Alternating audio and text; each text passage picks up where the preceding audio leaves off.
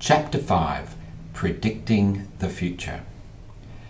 But as for certain truth, no man has known it, nor will he know it, neither of the gods, nor yet of all the things of which I speak. And even if by chance he were to utter the final truth, he would himself not know it, for all is but a woven web of guesses. Exonophans. We can only measure the past abnormal earnings of a firm from a firm's financial statements. We saw in Chapter 2 that the past is a trip already taken by equity investors.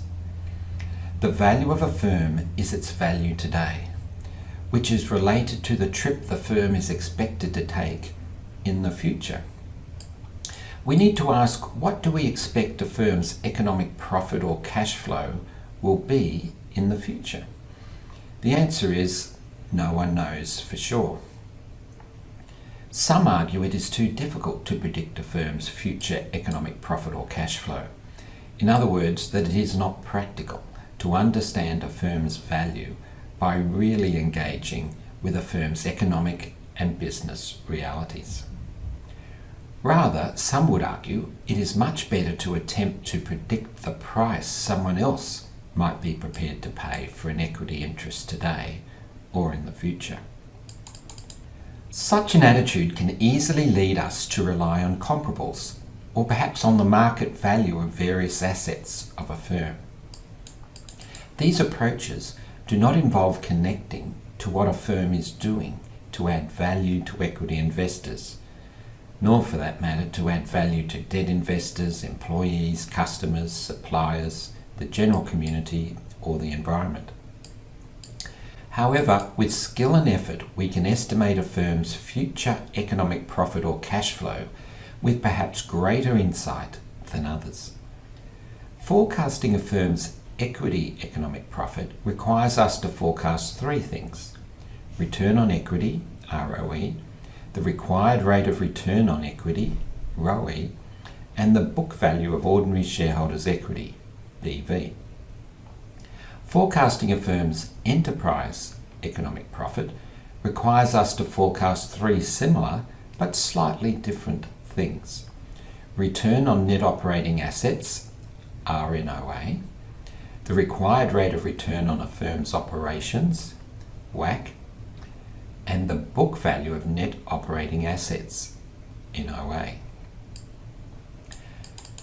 And forecasting a firm's cash flow requires us to forecast a firm's free cash flow, which can be expressed as operating income, OI, minus delta NOA, change in net operating assets, and requires us to forecast operating income and net operating assets, and the required rate of return on a firm's operations, weighted average cost of capital, WACC. When we remember return on net operating assets equals operating income divided by net operating assets, we can see that forecasting a firm's cash flow requires us to make the same forecasts as we need to make to forecast a firm's enterprise economic profit. We will see in this chapter that to forecast a firm's enterprise economic profit or cash flow, we will need to forecast profit margins, PM, which is operating income divided by sales, asset turnover, ATO, which is sales divided by net operating assets, and sales growth. The difference between forecasting a firm's equity economic profit and its enterprise economic profit is that to forecast a firm's equity economic profit, we also need to forecast its net financial obligations, or in other words, its level of gearing or borrowings. When forecasting a firm's enterprise economic profit or cash flow, we do not need to do this. We will now use the term economic profit to refer to enterprise economic profit. In this chapter, we will look at forecasting two of the three drivers of economic profit or cash flow: return on net operating assets and net operating assets. Return on net operating assets is the operating income after tax that is being generated by a firm's operating income. Return on net operating assets is the operating income after tax that is being generated by a firm's operating activities. All other things being equal, the greater the return on net operating assets, the more will be a firm's economic profit. And if return on net operating assets exceeds a firm's weighted average cost of capital, the greater the net operating assets, the more will be a firm's economic profit. The issues with estimating and forecasting the required rate of return on operations, weighted average cost of capital, will be dealt with in Chapter 7. We need to forecast return on net operating assets and net operating assets intelligently and sensibly, and with a degree of confidence so that we would be prepared to rely on our forecasts as a basis for making investment decisions. To do this, we need to understand the drivers of return on net operating assets and net operating assets in the past, and then to forecast these drivers, how they might change in the future. The accounting drivers, merely passengers on the journey of the firm, are not the actual drivers of a firm's return on net operating assets and net operating assets. The actual drivers of a firm's return on net operating assets and net operating assets are the specific economic and business drivers of a firm's activities. It is these realities we want to better understand so we can better predict how these might change in the future. 5.1. Forecasting return on net operating assets. To forecast return on net operating assets, RNOA, we first need to forecast the economic and business drivers of a firm's return on net operating assets. We then need to estimate the effect of these future economic and business drivers of a firm on its future accounting drivers of return on net operating assets and on its future return on net operating assets itself. In this way, we can turn a forecast of the economic and business drivers into a forecast of its return on net operating assets. To analyse a firm's return on net operating assets, we need to be able to intelligently engage with a firm's restated financial statements. Figure 4.2, included in Chapter 4, Section 4.3, describes the three aspects to an analysis of return on equity: leverage, profitability, and efficiency. As we will be focusing on analysing return on net operating assets rather than return on equity, we will only look at analysing two of these aspects: profitability and efficiency. We will not be forecasting a firm's leverage. As we break a firm's financial statements into bits, we can increase our understanding of the aspects of a firm's financial statements which are influencing or leading to the headline figure of return on net operating assets. By combining these insights from the financial statements with other sources of information on the economy, industry, and the firm, we can form judgments about how to connect the accounting drivers of return on net operating assets with specific elements of the economic and business realities of a firm.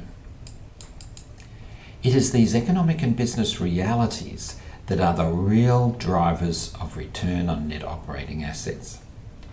The accounting numbers, including the specific accounting drivers, are simply passengers on the journey of a firm. The accounts are passengers. We use financial statement analysis to help us know what adds value to a business. A key concept to remember is that the financial statements are not the economic and business realities of a firm. Rather, they are the financial statements. We need to understand specific key elements of the financial statements as part of our analysis of the financial statements. But we need to do much more. We need to engage with the economic and business drivers of a firm. As any teenager knows, there is all the difference in the world between being a passenger in a car, which we could have been doing all our lives, perhaps having started out being strapped into a baby capsule, and first hopping behind the wheel and being a driver.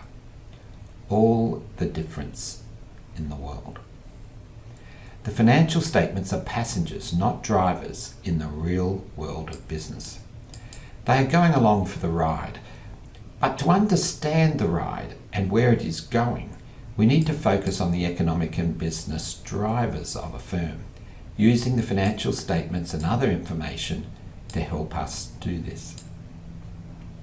Restating financial statements and breaking the financial statements into bits to identify accounting drivers involves mainly technical skills that can be learned largely from reading books such as this study guide, watching videos and attending classes, and reinforced with practice.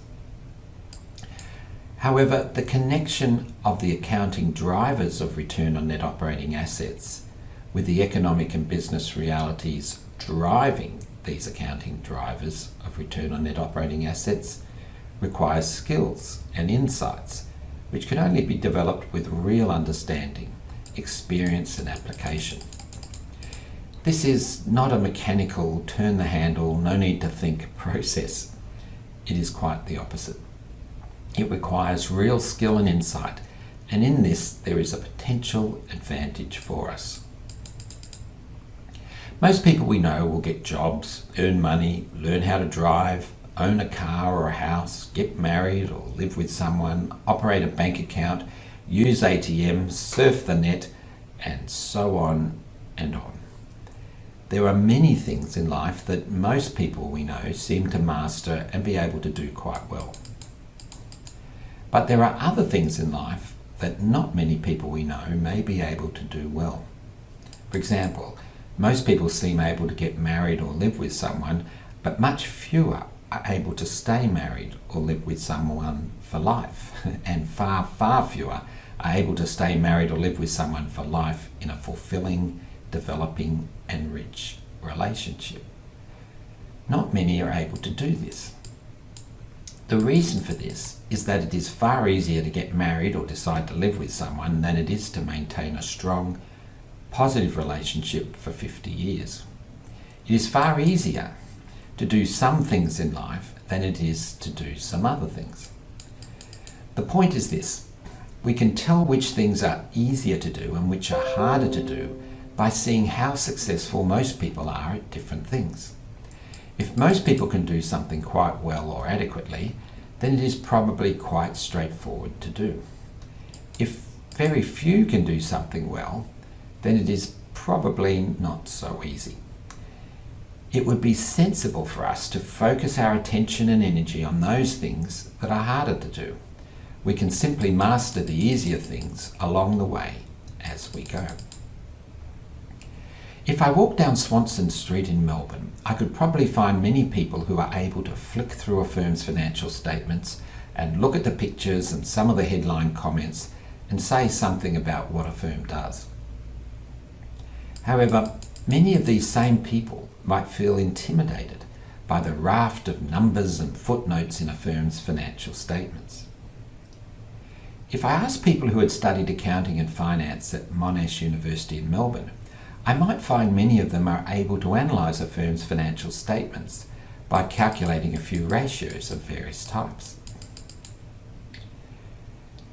Yet if I walked up St George's Terrace in Perth, or King William Street in Adelaide, or Queen Street Mall in Brisbane, or asked graduates of business schools from the University of New South Wales in Sydney through to the University of Auckland in New Zealand, I would likely find very few people able to make meaningful assessments about a firm based on its financial statements. Very few. The reason for this is that few people can intelligently connect a firm's financial statements to its economic and business realities. Even fewer would be able to sensibly and intelligently forecast these economic and business realities of a firm and then connect them to forecasts of a firm's key accounting drivers and to its value. This is what this chapter is about. It is a journey into an area that is hard to do in practice.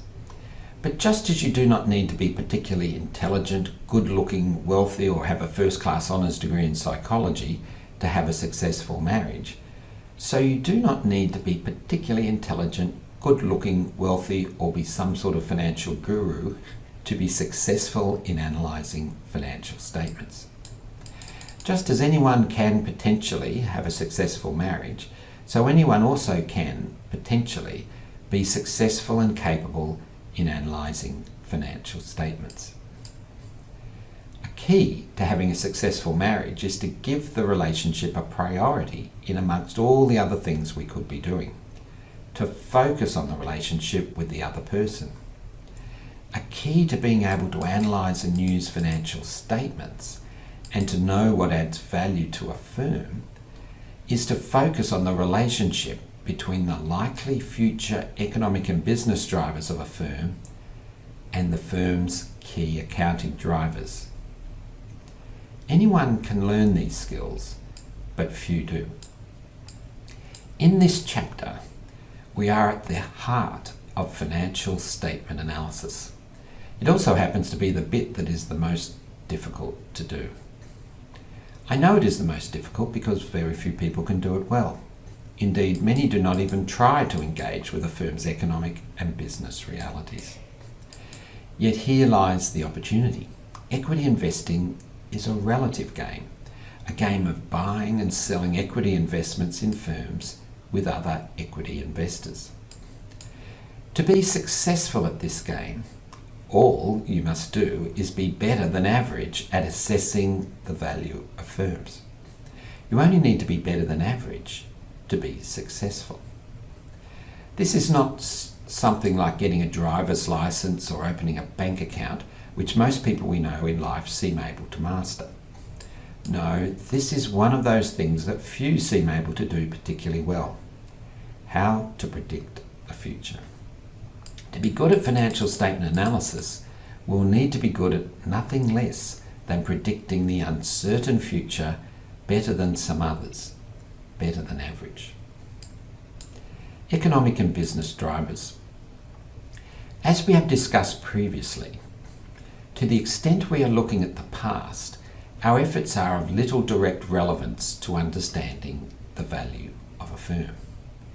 Rather, we need to engage with and make judgments about how the economic and business drivers of a firm's return on net operating assets, RNOA, and net operating assets, NOA, could be expected to change in the future. And we need to be able to convert these judgments into numbers, into the future accounting drivers of return on net operating assets and net operating assets, and form a credible, convincing and intelligent forecast of return on net operating assets and net operating assets. This process may be many things, but it is not technical or mechanistic. It is an art form, not a science. It is more like playing a bass guitar in a rock band than seeking to find a phone number in our phone's contact list. More like paragliding off Coronet Peak near Queenstown in the South Island of New Zealand from a 1,200 metre high takeoff point than staying home and watching a travel show on TV. It is in our assessments about the future that we can arrive at views of value and be able to make money. The game of investing and of financial statement analysis is a game played out by imaginings of the future. Remember, we are interested in the trip we might take with a firm in the future as an equity investor, not with the past, which is a trip that has already been taken by others. We will first consider the issues of forecasting the economic and business drivers of a firm's return on net operating assets, RNOA. We will then consider the issues of identifying the accounting drivers and then identifying and forecasting the economic and business drivers of a firm's net operating assets, NOA. In Chapter 4, we identified the following key economic and business drivers of Ryman Healthcare's profit margins, PM, and of its return on net operating assets. Strong development margins and growth in residential property values. Strong demand for retirement village units. This is due to about 3% per year population growth in the 75 plus age group in New Zealand and Australia, and a growing proportion of people in the 75 plus age group in New Zealand and Australia who wish to live in retirement villages. Ryman Healthcare's significant capacity to develop, own and manage retirement villages. Rate of turnover of occupation rights to Ryman Healthcare's existing retirement village units of about 7 years, which now may be slightly more than 7 years. High occupancy levels of Ryman Healthcare's retirement village units, service departments, rest homes and hospitals. We need to ask ourselves, how do we expect these drivers to change in the future? For example, residential property values in New Zealand and Australia had a period of increasing strongly, then for a few years have fallen in some cities such as Melbourne and Auckland, before growing strongly across Australia and New Zealand in 2020, 2021, and then in 2022 falling in New Zealand as well as in some cities in Australia such as Melbourne and Sydney. What do we expect to happen with residential property values in the future? There has been strong growth in demand for retirement villages in recent years in New Zealand and Australia, driven by a growing population of people over 75 years old in New Zealand and Australia, and more critically, an increasing proportion of those over 75 years of age wishing to live in retirement villages. Do we expect this to continue or to change? Based on an assessment of a range of information, including economic forecasts and potentially a wide range of soft information from various sources, we could form a judgment with varying degrees of confidence about how we think these key economic and business drivers of Ryman Healthcare might change in the future. We might form a view about some of the key economic and business drivers of Ryman Healthcare's return on net operating assets, RNOA, as follows. Reduced levels of expected future growth in residential property values. For example, we might forecast growth in residential property values and in future revaluations of Ryman Healthcare's properties as set out in Table 5.1 below. Table 5.1, Growth in Residential Property Values. 2023, negative 5%. 2024, 2.5%. 2025, 5%, 2026, 5%, 2027, 7.5%. Note, years are ending 31 March. These forecast growth rates are much less than in recent years. For example, in New Zealand, national house prices rose by about 2% in the year ended 31 March 2022. After growth of about 20% 2021, 7.5% 2020, 2% 2019, 3% 2018, 6% 2017, 14% 2016, and 11% 2015. And in Australia, national house prices rose by about 25% in the year ended 31 March 2022, after growth of about 15% 2021 and 6% 2020. Falling by about 5% in 2019 and falling by about 3% in 2018. And after growth of about 5% 2017, 10% 2016, and 9% 2015. These forecast growth rates reflect our view that we expect a fall of about 5% in house prices in the year ending 31 March 2023 and 2.5% growth in 2024 and 5% growth in 2025 and 2026, and for growth to increase to 7.5% in 2027. Note also that the growth in residential property values will not only influence Ryman Healthcare's future operating income, OI, through the level of its property revaluations, The growth in residential property values will also influence the price at which Ryman Healthcare can sell and resell its occupation rights, and will affect its profit margin on these sales and resales. Also, the price at which Ryman Healthcare can sell and resell its occupation rights will influence its level of management fees, which are calculated as a percentage of the selling price of occupation rights. Another aspect of residential property values is that we can expect them to change in significantly different ways in different cities and regional areas in New Zealand and Australia. For example, Ryman Healthcare in Australia only operates in the Greater Melbourne area, so we should focus on future house prices in the Melbourne area. We could also decide to forecast residential property values for different cities and regions in New Zealand and apply these to Ryman Healthcare's properties in these different cities and regions. However, to be able to do this, we would need to make some assumptions about the proportion of the value of Ryman Healthcare's properties that are in different cities and regions in New Zealand, as Ryman Healthcare does not disclose such a breakdown of its property values. Whether this level of detail in our analysis was valuable or worth the extra effort would depend on whether it provided sufficiently more useful forecasts for Ryman Healthcare's abnormal earnings to justify the extra effort. In any analysis of a firm, there will always be a pragmatic question of considering the costs and benefits of applying extra or less effort in various aspects of an analysis. It will always be a pragmatic question of focusing our efforts and energies on understanding those aspects of the economic and business realities of a firm that will give us the more useful insights into the value of a firm. Continued strong sales growth. For example, we might forecast growth rates for each source of Ryman Healthcare's sales or operating revenues for the next 5 years, 2023 to 2027, as set out in Table 5.2 below. Table 5.2, Ryman Healthcare, Sales Forecast Assumptions, 2023 to 2027. Care fees increase by 15% each year. Sales of new occupation rights, 750 units each year.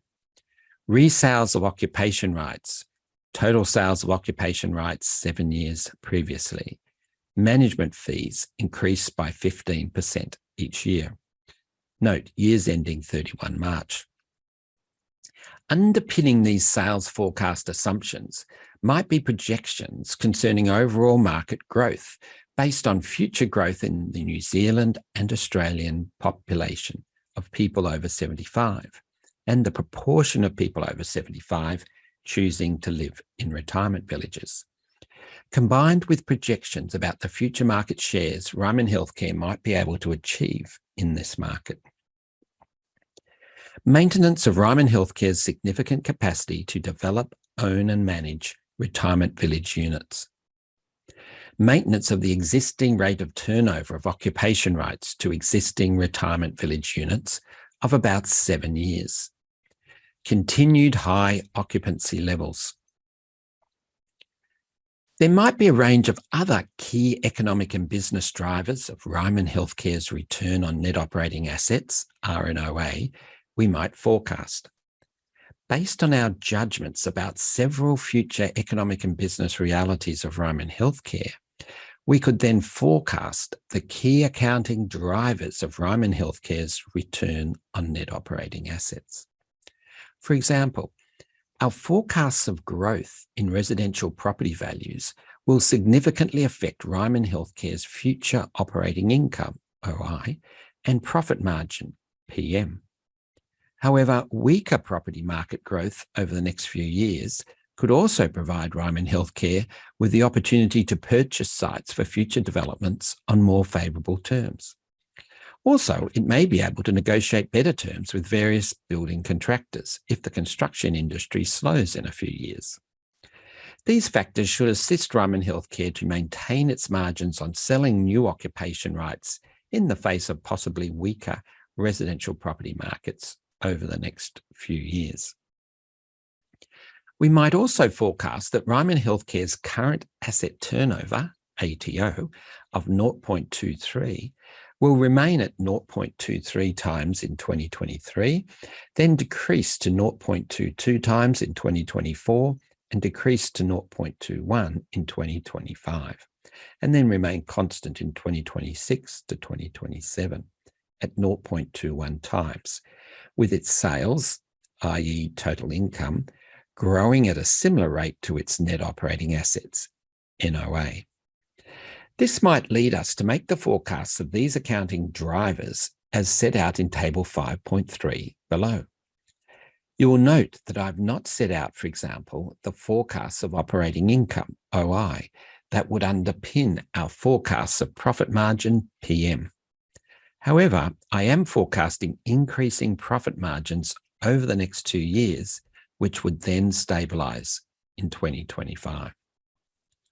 Table 5.3, forecast of Ryman Healthcare's accounting drivers of return on net operating assets, 2023 to 2027.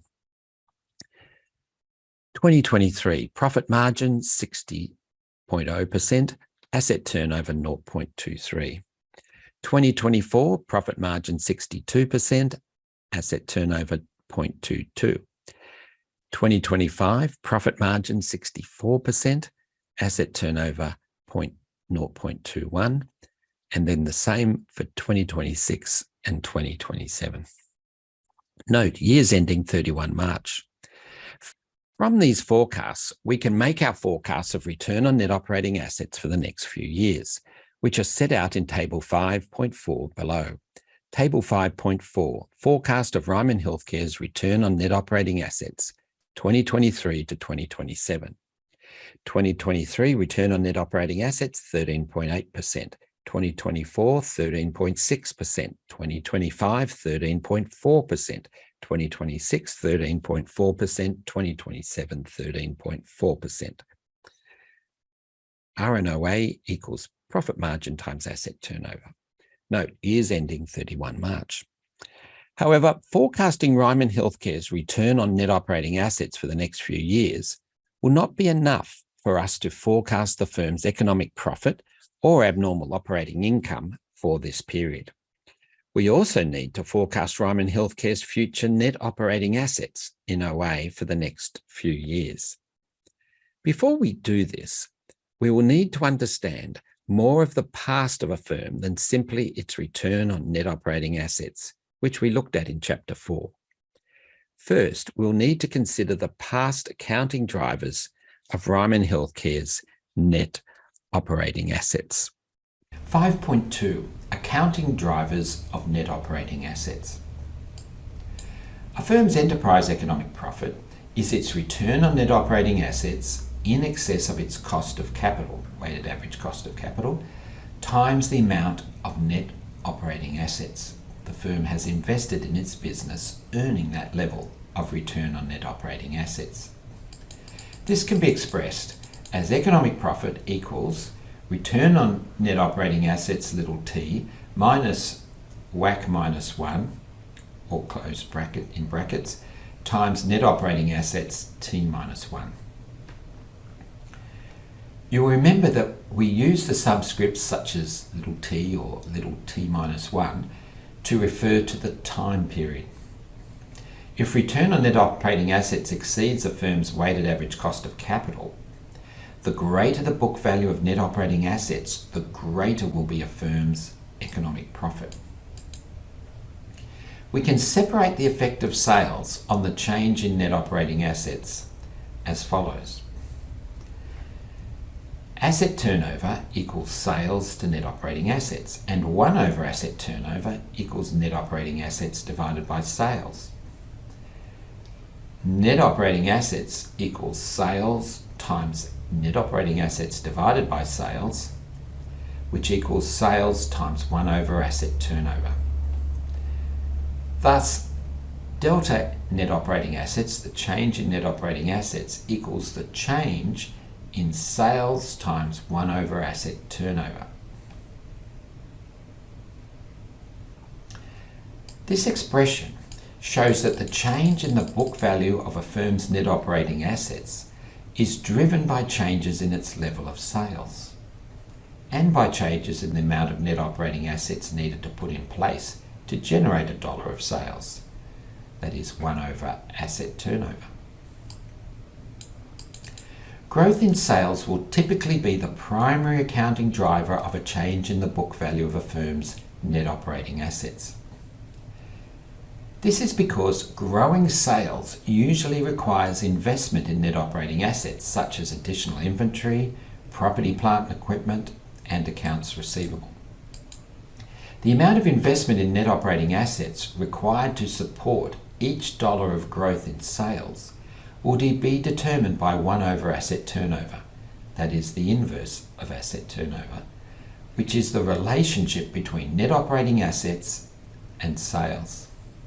Typically, the asset turnover business does not vary greatly over time, unless a firm's business operations have undergone some reasonably substantial restructuring, or if a firm enters an unexpected economic downturn.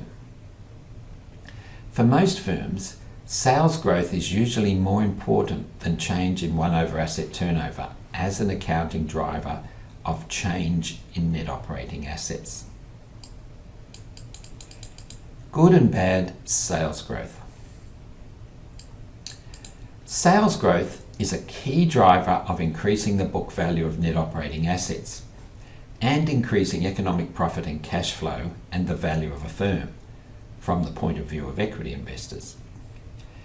But we know our sales force and marketers could generate sales growth by discounting price, offering additional benefits to customers, increasing a firm's product range to increase customer choice and so increase the inventories of a firm and the general complexity and costs of its business, and so on.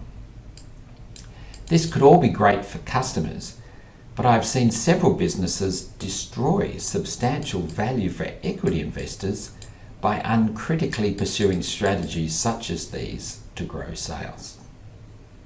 Clearly, some sales growth will add substantial value to equity investors, while other sales growth will not. Some sales growth will be good, value creating, and other sales growth will be bad, value destroying for equity investors. Yet our formula showing the relationship between change in net operating assets in OA and change in sales seems to imply all sales growth is good for equity investors. After all, if we increase sales, we increase net operating assets, which increases economic profit and value to equity investors. It seems many salespeople and marketers can implicitly or explicitly think this way. However, change or growth in net operating assets depends on the interaction between sales and asset turnover. Growth in sales that keeps asset turnover unchanged will lead to growth in net operating assets. But growth in sales that reduces asset turnover, for example by requiring higher levels of inventory per dollar of sales to support a more diverse product range, or by increasing accounts receivable per dollar of sales to support more generous terms of trade with customers, would also lead to growth in net operating assets. However, is this necessarily a good thing for equity investors? We know that economic profit equals return on net operating assets minus WACC minus 1, or times net operating assets. We also know that profitability, PM, and efficiency, ATO, are key accounting drivers of return on net operating assets. That is, return on net operating assets equals profit margin times asset turnover. Actions to grow sales that reduce asset turnover will increase net operating assets, but will also reduce return on net operating assets, RNOA. Depending on which effect is greater, this type of sales growth may increase or reduce economic profit, and so either add or destroy value to equity investors. Equally, growth in sales that reduces profit margin, for example through reducing prices while keeping costs constant, will also increase net operating assets and reduce return on net operating assets. Again, depending on which effect is greater, this type of sales growth may either add or destroy value to equity investors. I could go on, but enough said. It is critical to be able to distinguish between sales growth that adds value and sales growth which destroys value to equity investors. The economic profit framework provides a conceptual way of thinking about this and can help us to identify good and bad sales growth in a firm. To strengthen your understanding of this important distinction, see the great video, Good and Bad Sales Growth. Individuals, particularly those in sales and marketing, who can deeply understand the interrelationship between sales growth, profit margin, and asset turnover for a firm, are extremely valuable people to have around in any firm.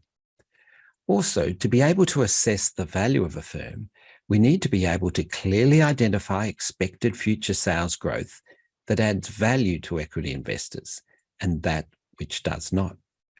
It is an important part of knowing what adds value. Ryman Healthcare's past growth in book value of net operating assets, NOA, is set out in Table 5.5 below. As you can see, there has been a strong growth in Ryman Healthcare's net operating assets in this period, increasing by 6.2 times from about $900 million in 2013 to about $5.6 billion in 2022, with impressive growth rates of between about 12% and 29% each year.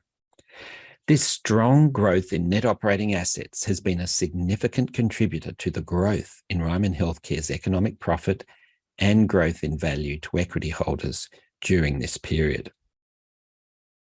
Table 5.5, growth in Ryman Healthcare's net operating assets 2013 to 2022.